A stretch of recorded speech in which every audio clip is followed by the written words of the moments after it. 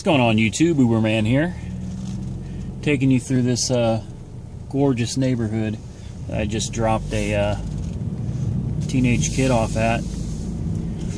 Let me tell you something. I really hate being a hater, because I hate haters. I really do.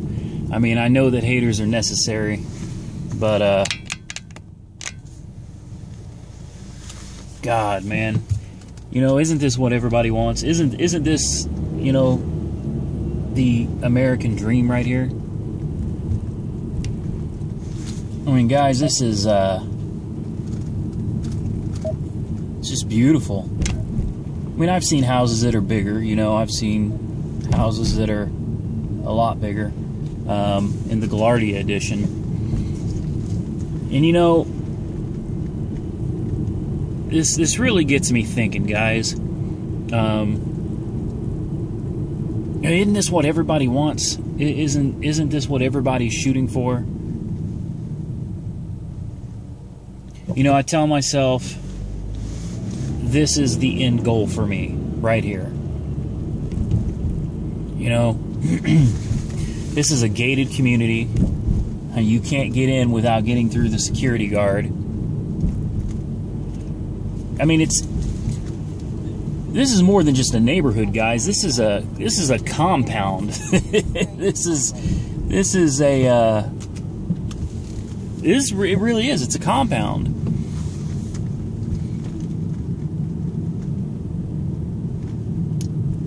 I mean, you've got a lot of very wealthy people living here. And look at these houses. They're gorgeous. And I mean, maybe I'm not hating on them. I'm not trying to hate on them because they have more than I do or because they're doing better than me.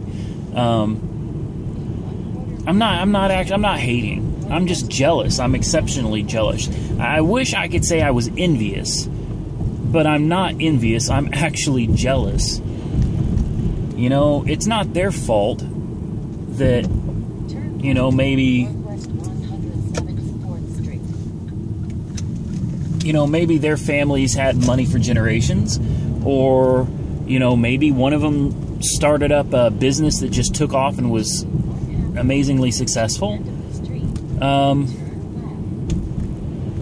You know, it's not like I blame them and I hate them because they're very wealthy. In fact, I would say these people are more than wealthy. These are more than likely fairly rich people. It's just a beautiful community. And you know, this is where you want your kids to grow up. You know, you can feel safe with your kids being out on the streets here. Because, I mean, these aren't really the streets. This is suburbia, man. You know, really no worries here. No worries, at least not financially.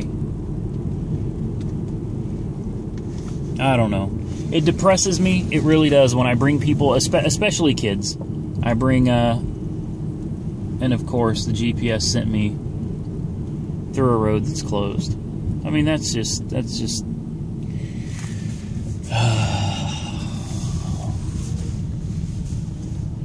that's another thing. These neighborhoods are so freaking big.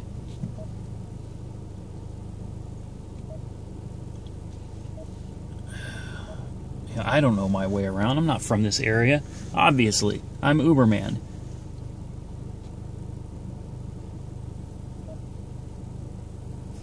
So let's find a detour here. At the end of the street, turn right. Sorry, guys. I know your time is valuable here. At the end of the street, turn right. Anyway, these are some magnificent houses, man. They are some absolutely beautiful places. And I do get jealous when I come through here. I really do. You know, especially when I'm bringing kids. I guess that's where my conversation stopped at, you know, because I feel like these kids are so privileged. And honest to God, the majority of them have no clue. They really don't. They have no clue what it's like. You know, I'm not proud of a lot of things in my past. There was a point in my past and my ex-wives where we were so poor, guys, we had to rent a house for, it was like $150 a month. And let me tell you what kind of place this was. Number one, it was in one of the worst neighborhoods you can live in.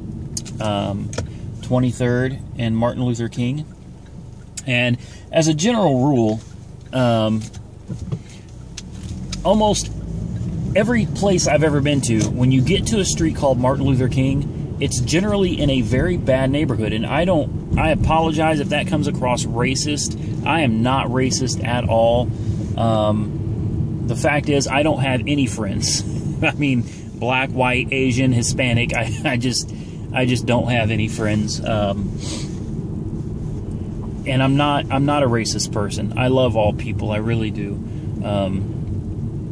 But it really is just a general rule that when you come to a place, it's called Martin Luther King, it's normally in a bad neighborhood. I don't know why that is. You know, I didn't design cities that way.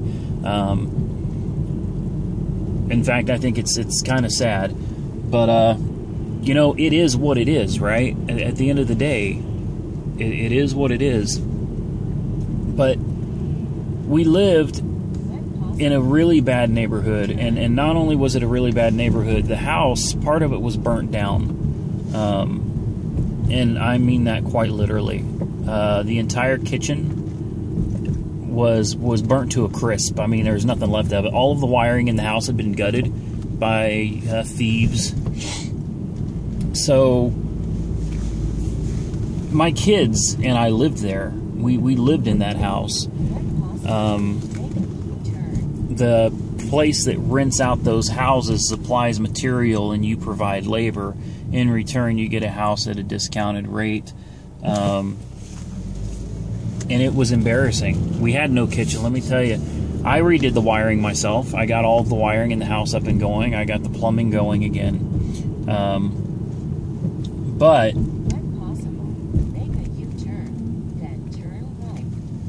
the kitchen was beyond my capabilities. And I mean, it was just burnt to a crisp. I mean, there's no other way to put it. The ceiling, the walls, everything burnt to where there was nothing left. And we lived there. In fact, we spent a Christmas there. Smoke damage throughout the whole house. I mean, the whole, from about halfway up the wall all the way to the ceiling was covered in black soot from smoke damage. It's been rough, man. It's been really rough, and I've come a long way since those days. You know, I've come a long way. I was basically a bottom feeder back then. I was taking whatever I could get, any job, any odd job that came my way. You know, I took whatever I could get. And, you know, I'm doing a lot better now. You can look at the house that I'm in, and it's a lot better, but it's not this. And these kids, my kids, know what it's like to come from nothing. All right? They have experienced nothing, and I wish they hadn't. I grew up the same way, and I really hoped that I could do better for my children than was done for me. And to some extent I have, but also I haven't, because they have had to live that life. They have been there.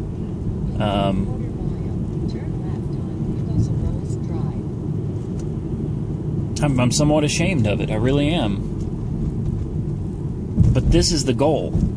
And these kids out here, I mean, not all of them, I'm sure, but I take a lot of teenage kids to some of these nice neighborhoods. They, you know, this is where they live. They just don't understand how good they have it.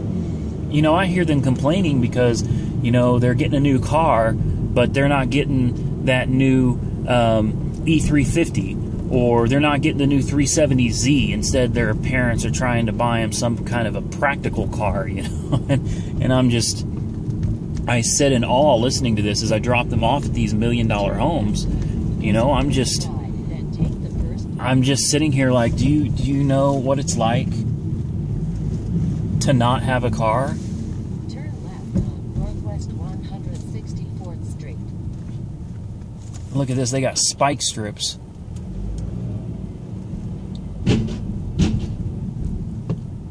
spike strips. That is freaking crazy, man. Spike strips.